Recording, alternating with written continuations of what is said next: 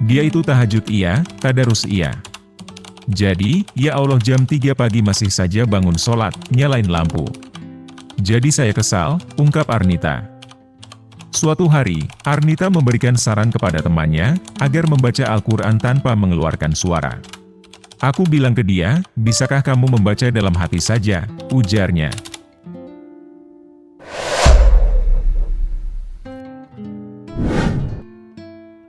Assalamualaikum warahmatullahi wabarakatuh.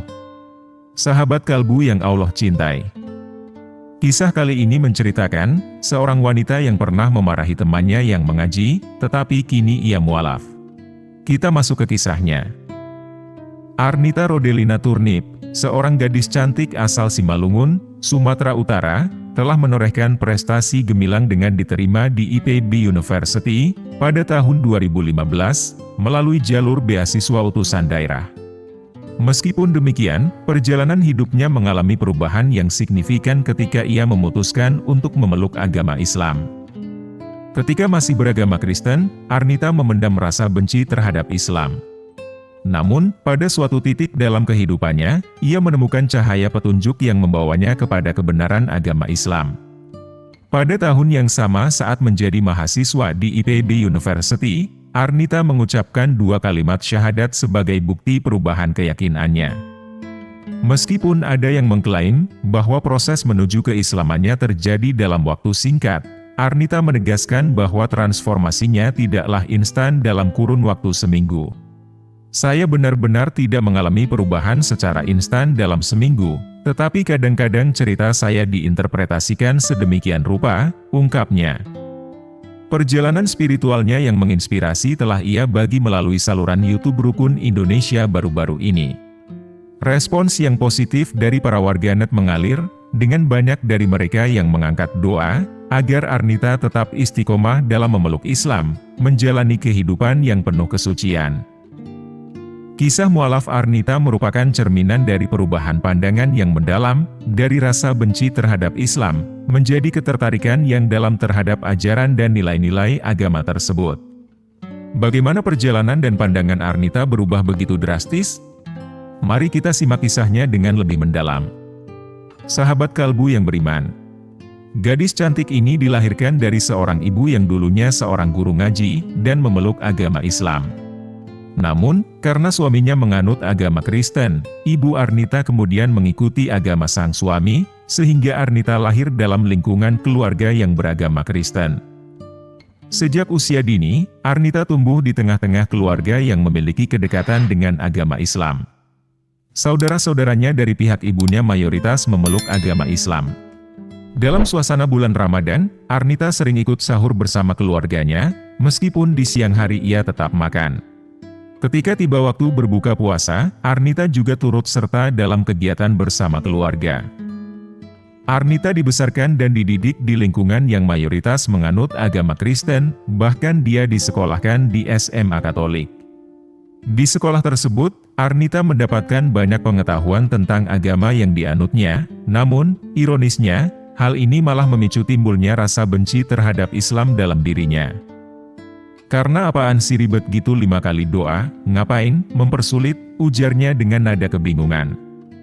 Setelah lulus dari SMA Katolik, Arnita melanjutkan pendidikannya di IPB University, dengan bantuan jalur beasiswa utusan daerah. Kampus ini, terkenal dengan fokusnya pada bidang pertanian, mewajibkan mahasiswa tingkat pertama untuk tinggal di asrama kampus, termasuk Arnita. Jadi, di asrama itu pakaiannya memang pakaiannya muslimah, tertutup bagi yang beragama muslim, tambahnya. Namun, bagi Arnita, persepsi tentang kuliah di Jawa, tempat berdirinya IPB University, sering dipengaruhi oleh citra dalam film-film televisi, yang menunjukkan gaya berpakaian yang lebih bebas, bahkan terkadang menampilkan rok pendek.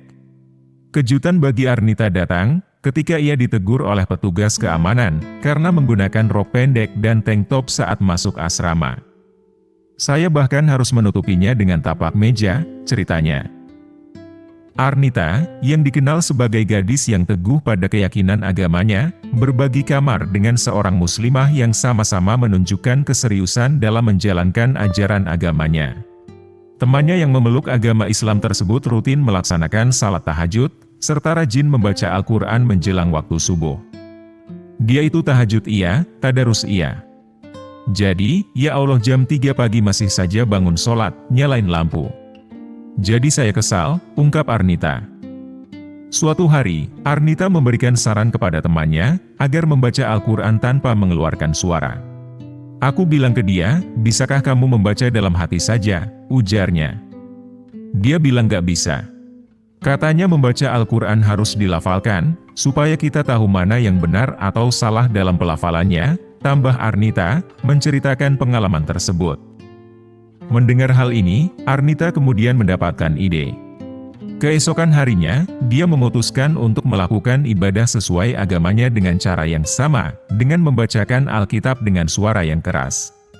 Terus dia bilang, ngapain sih? Loh, aku kan baca kitab juga, emang gak boleh? Lu aja boleh, cerita Arnita. Karena perbedaan pendekatan dalam ibadah tersebut, terjadi perdebatan yang memanas di antara keduanya. Bahkan, kakak pendamping asrama harus turun tangan untuk memisahkan mereka. Arnita pun merasa malu dan menyesal atas kejadian tersebut, sehingga akhirnya dia memutuskan untuk meminta maaf kepada temannya. Sahabat kalbu yang beriman, kehebohan atas ceramah yang disampaikan oleh Dr. Zakir Naik tengah melanda platform YouTube pada saat itu. Tidak ingin ketinggalan, Arnita pun memutuskan untuk menonton video tersebut, yang seringkali menanggapi berbagai pertanyaan lintas agama dengan jawaban yang bersumber dari Al-Quran. Tidak lama setelah menonton video tersebut, Arnita mulai merasa terganggu dengan beberapa konsep dalam ajaran agamanya sendiri. Hal ini memunculkan beragam pertanyaan dalam pikirannya. Tanpa ragu, Arnita mengajukan pertanyaan kepada kakak asistensi dalam mata kuliah agama Kristen. Kita diajarkan bahwa kita tidak boleh makan makanan yang diharamkan dan minuman yang memabukkan, tapi mengapa kita diperbolehkan untuk mengonsumsi daging babi? Arnita bertanya dengan rasa penasaran yang mendalam. Dalam menjawab pertanyaan Arnita, kakak asistensinya menekankan pentingnya mempercayai ajaran Kristus, dan terus meningkatkan keimanan. Namun, Arnita masih merasa belum puas dengan penjelasan tersebut. Hal ini mendorongnya untuk mencari jawaban dari berbagai sumber yang tersedia, termasuk mengulangi ceramah-ceramah di YouTube, salah satunya dari Ustaz Abdul Somad. Setelah mendalami lebih dalam, Arnita mulai merasa tertarik dengan ajaran Islam. Langkah pertamanya adalah datang ke Dewan Kemakmuran Masjid Al-Hurriyah IPB, untuk mengucapkan 2 kalimat syahadat, sebagai tanda masuk Islam. Meskipun demikian, salah seorang ustaz meminta Arnita untuk datang kembali keesokan harinya. Kabar tentang keputusan Arnita untuk berpindah agama dari Kristen ke Islam, segera menyebar di lingkungan kampus IPB, termasuk di antara kakak tingkatnya. Arnita bahkan dirayu agar tidak mengambil langkah tersebut. Saya dipanggil oleh kakak tingkat dengan harapan, agar tidak mengucapkan syahadat pada hari Sabtu. Meskipun seharusnya saya mengucapkannya pada hari Sabtu, tapi saya tetap ingat dengan jelas, bahwa keputusan tersebut diambil pada hari Senin, tanggal 20 September 2015, ungkap Arnita. Meskipun dihadapkan pada rayuan dan pertanyaan-pertanyaan dari kakak tingkatnya, Arnita tetap teguh pada keputusannya. Ketika ditanya tentang alasan dibalik keputusannya untuk berpindah agama, Arnita dengan tegas menyatakan bahwa keputusannya tidak dipengaruhi oleh siapapun ataupun alasan lain, melainkan murni karena keyakinannya sendiri.